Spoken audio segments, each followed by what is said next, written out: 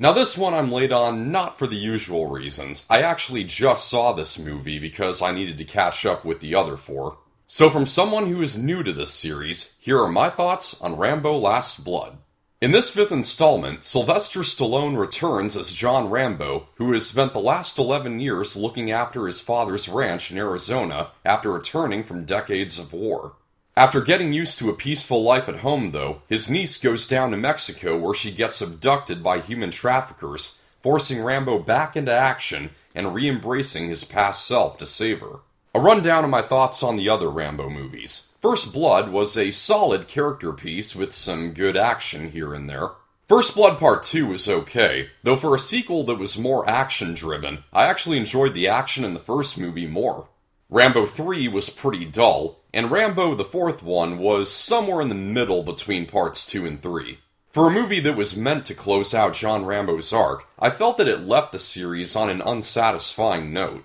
So I thought, new one's playing, I can go check it out right now, and might fill in some things that I was left wondering about.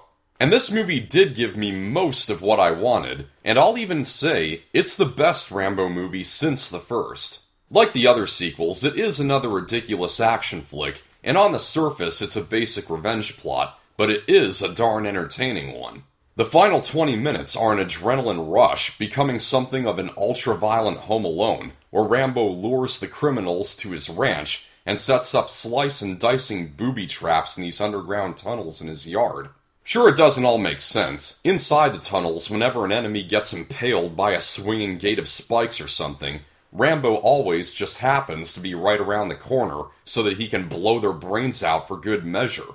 Also, the very existence of those tunnels is kind of a head-scratcher. Did Rambo build them just on the off chance that he wind up in a situation like this?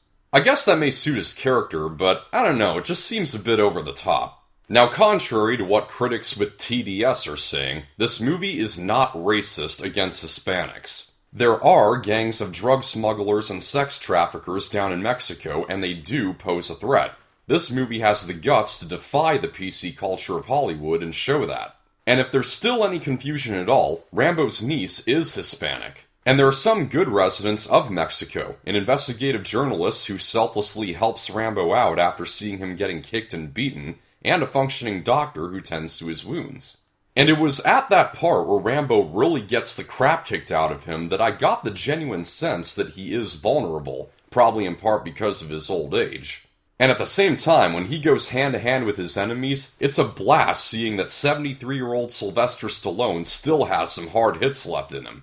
What makes this the best Rambo sequel in my opinion is that it comes the closest to making me feel for the main character as much as the original did. Maybe this is partially because I was fresh off of seeing the fourth movie when I saw this one, but I would argue that one of the strongest points of Last Blood is the beginning. What I found disappointing about the last film is that Sarah asks Rambo if he ever wonders about everything that he's been missing at home because he spent so much time at war. Rambo even says that he doesn't know whether he still has a father. But it doesn't have a strong payoff because even though he found his reason to go home, we never see any of what he missed. Heck, he walks down to his father's ranch, but we don't even find out if his father is still alive. So right as Last Blood begins, we get to see some of what he missed, what he got back, and in turn what he's now fighting for, and I think that was a good enough reason to make one more movie. Though I'm a little disappointed that there's still no mention of when his father passed. Now something else that I thought of going in is that if his story is going to carry on after his return home, there's only one way I can think of to give him full closure. I'm now going to get into spoilers for as long as the warning is on screen. Colonel Troutman told Rambo that he couldn't escape from what he is, but after living 11 years of a peaceful life at home, he thinks he finally has, only to eventually find himself having to re-embrace his violent nature in his own neck of the woods. So the way to conclude that would be for him to defeat the enemy and then die with this new sense of peace, knowing that he would never have to face the blackness of man's heart again. And I think that's what's implied at the end. After he gets shot twice and then finishes off the main bad guy by literally cutting out his heart, he slouches down in the rocking chair on his porch, and it's not made entirely clear as to whether or not he dies. I guess they wanted to leave it kind of ambiguous in case they ever decide that they want to make a sixth film. Rambo New Blood, I'm guessing they'd call it. So as long as this does remain the last chapter as the title suggests, I choose to believe that he died with that new sense of peace. So overall, I enjoyed this movie. While it's absurd at times and it's still not as grounded as the original film, it took care of some things that I found lacking about the last installment, and it wrapped up Rambo's story with an explosive and more satisfactory bang. I'm going to give Rambo Last Blood a 66%. 66%, eh? Think of that!